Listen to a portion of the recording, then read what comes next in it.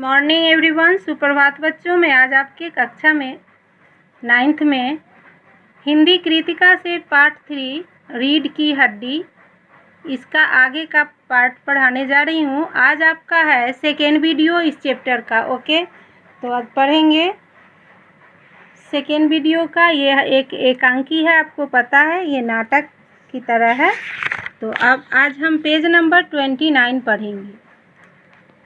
उसके बाद क्या होता है कि राम स्वरूप जो है मुंह फुलाए और तुम उसकी माँ किस मर्ज की दवा हो, जैसे तैसे करके तो वे लोग पकड़ में आए हैं। अब तुम्हारी बेवकूफ़ी से सारी मेहनत बेकार जाए तो मुझे दोष मत देना। तो प्रेमा क्या कहती है, तो मैं ही क्या करूं, सारे जतन करके तो हार गई। तुम ही ने उसे पढ़ा लिखा कर इतना सिर चढ़ा रखा है। मेरी समझ में तो ये पढ़ाई लिखाई के जंजाल आते नहीं। अपना ज़माना अच्छा था, आई पढ़ ली, गिनती सीख ली और बहुत हुआ तो स्त्री सुबोधिनी पढ़ ली। सच पूछो तो स्त्री सुबोधिनी में ऐसी ऐसी बातें लिखी हैं, ऐसी बातें कि क्या तुम्हारी BA MA की पढ़ाई होगी। और आजकल के तो लक्षण ही अनोखे हैं। फिर राम स्वरूप ग्रामोफोन बाजा होता है ना। प्रेमा क्यों? राम स्वरूप दो तरह का होता है, एक तो आदमी का बनाया हुआ, उसे एक बार चलाकर जब चाहे तब रोक लो, और दूसरा परमात्मा का बनाया हुआ, रिकॉर्ड एक बार चढ़ा तो रुकने का नाम नहीं। दोनों में अपना हो रहा है बहस, जैसे होता है अक्सर घरों में, तो वही हो रहा है, चल रहा है। उसके बाद क्या होता है, इस तरह से दोनों की होती है। प्रेमा कहती हटो भी, तुम्हें ठिठोली ही सूझती रहती है। यह तो होता नहीं कि वो अपनी उमा को राह पर लाते, अपनी बेटी के लिए कहते अब देर ही कितनी रही है उन लोगों के आने में। राम स्वरूप तो हुआ क्या? प्रेमा कहती है तुम्ही ने तो कहा था कि जरा ठीक ठाक करके नीचे लाना। आजकल तो लड़की कितनी ही सुंदर है, बिना टिम टाम के भला कौन पूछता है। इसी मारे मैंने तो पाउडर वाउडर उसके सामने रखा था, पर उसे तो इन चीज़ों से न जाने किस जन्म की नफरत है। मेरा कहना था कि आंचल में मुँह लपेट कर लेट गई। भाई मैं बाज आई तुम्हारी इस लड़की से। माँ गुस्से से अपना बोली। तो राम स्वरूप क्या करे, ना जाने कैसा इसका दिमाग है, वरना आजकल की लड़कियों के सहारे तो पाउडर का कारोबार चलता है।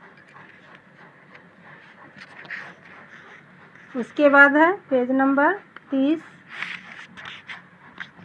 प्रेमा कहती है अरे मैंने तो पहले ही कहा था कि इंट्रेंस ही पास करा देते, लड़की अपने हाथ रहती और इतनी परेशानी न उठानी पड़ती। पर तुम तो राम स्वरूप बात को काटकर बीच में ही बोलते हैं, चुप चुप दरवाजे में जाते। तुम्हें कतई अपनी जुबान पर काबू नहीं है। कल ही यह बता दिया था ना कि उस सब लोगों के सामने जिक्र और ढंग से होगा, मगर तुम तो अभी से सब कुछ उगले देती हो। उनके आने तक तो न जाने क्या हाल करोगी। प्रेमा कहती है अच्छा बाबा मैं ना बोलूँगी, जैसी तुम्हारी मर्जी हो करना, बस मुझे तो मेरा काम बता दो। फिर राम स्वरूप कहता है तो उमा को जैसे हो तैयार कर लो बेटी के लिए, क्योंकि लड़की देखने आ रहे थे शादी के लिए। वैसे कौन बुरी है, पान लेकर भेज देना उसे, और नाश्ता तो तैयार है। रतन आना, तब रतन का इन होता है, वो आता है। आ गया रतन, इधर ला, इधर बाजा नीचे रख दे, चद्दर खोल, पकड़ तो जरा इधर से। चद्दर बिछाते हैं। प्रेमा नाश्ता तो तैयार है, मिठाई तो वे लोग ज़्यादा खाएंगे नहीं, कुछ नमकीन चीज़ें बना दी हैं, फल रखे हैं ही, चाय तैयार है और टोस्ट भी, मगर हाँ मक्खन तो आया ही नहीं। तो राम स्वरूप कहता है क्या कहा, मक्खन नहीं आया? तुम्हें भी किस वक्त याद आई है? जानती हो कि मक्खन वाले की दुकान दूर है, पर तुम्हें तो ठीक वक्त पर कोई बात सूझती ही नहीं। अब बताओ रतन मक्खन लाए कि यहाँ का काम करे? दफ्तर के चपरासी से कहा था आने के लिए, सो नखरों के मारे। फिर प्रेमा कहती यहाँ का काम कौन ज़्यादा है, कमरा तो सब ठीक ठाक ही है, बाजा सितार आ ही गया, नाश्ता यहाँ बराबर वाले कमरे में ट्रे में रखा हुआ है, सो तुम्हें पकड़ा दूंगी, एक आध चीज़ खुद ले आना। इतनी देर में रतन मक्खन ले ही आएगा, 2 आदमी ही तो हैं। यहाँ तक पढ़ा दिए हैं। इसमें क्या होता है कि लड़के वालों की ओर से गोपाल प्रसाद और उसके पुत्र जो होते हैं शंकर, इस एकांकी में आते हैं। शंकर की शादी किससे होती है? तो रामस्वरूप की लड़की उमा से। और प्रेमा रामस्वरूप की पत्नी है और उमा बेटी है। तो होती है, लड़के वाले रामस्वरूप के घर पहुंचते हैं जहां उनका स्वागत किया जाता है। रीति अनुसार गोपाल प्रसाद और शंकर के समक्ष चाय नाश्ते का प्रबंध किया जाता है और इससे उनमें बातचीत का सिलसिला शुरू होता है। खाने पीने, पढ़ाई लिखाई की पुरानी बातों की जा रही है और इसके बाद आगे बात होती है शादी की। तो ये सब हम बाद में पढ़ेंगे। तो आज हम आपको इसका 2 क्वेश्चन दे रहे हैं। क्वेश्चन है, पहला क्वेश्चन आपको मैंने लिखवा दिया था, ओके। तो आज दूसरा तीसरा लिखेंगे। इसमें क्वेश्चन भी बहुत सारे हैं। रामस्वरूप का अपनी बेटी को उच्च शिक्षा दिलवाना और विवाह के लिए छिपाना, यह विरोधाभास उनकी किस व्यवस्था को उजागर करता है? पहले क्या होता था कि अगर लड़का से लड़की ज़्यादा अच्छा पढ़ लिख लिया तो लोग अच्छा नहीं मानते थे कि लड़का तो पढ़ा लिखा नहीं है, लड़की इतनी पढ़ी लिखी, तो उसमें एक विरोधाभास, मतलब अच्छा नहीं होता माना जाता था, इसलिए लड़की के पिता जो हैं छिपाते थे। तो यही बात इस क्वेश्चन में भी आ रहा है। तो आप इसका आंसर लिखेंगे। क्वेश्चन नंबर 2, उसका आंसर लिखेंगे, रामस्वरूप आधुनिक विचारों वाले आदमी थे।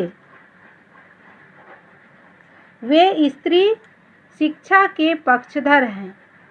वे अपनी बेटी उमा को BA तक की पढ़ाई करवाते हैं, पर उसके विवाह योग्य वर ढूंढने में उच्च शिक्षा ही बाधा बन जाती है। लड़का शंकर और उसके पिता गोपाल दास अधिक पढ़ी लिखी लड़की को पसंद नहीं करते।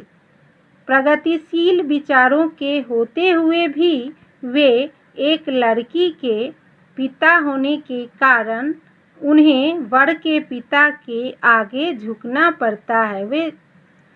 इससे समाज में नारी की दयनीय स्थिति का पता चलता है। अब मैं वीडियो रोकती हूँ। क्वेश्चन नंबर 2 से आप लोग ध्यान देंगे, अपना देखिए थोड़ी देर वीडियो, उसके बाद आप लोग लिख लेंगे। अब चलिए क्वेश्चन नंबर 3 पे।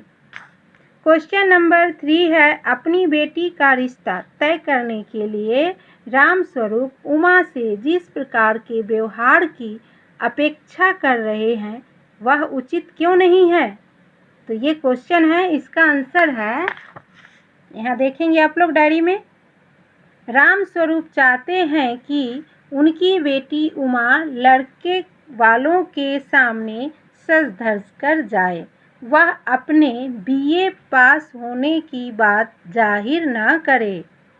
उमा से इस प्रकार अपेक्षा रखना गलत है। समाज में लड़की का उतना ही अधिकार मिलना चाहिए जितना कि पुरुषों की है। विवाह में उसको भी पसंद नापसंद का अधिकार मिलना चाहिए। उसके गुणों के आधार पर उसे भी सम्मान मिलना चाहिए। तो ये आंसर है। फिर मैं थोड़ी देर वीडियो रोकती हूँ, आप लोग देख सकते हैं, ओके। फिर मिलेंगे, ये इसको दोनों क्वेश्चन आंसर लिख लेना और याद करना। फिर मिलेंगे अगले वीडियो में। धन्यवाद।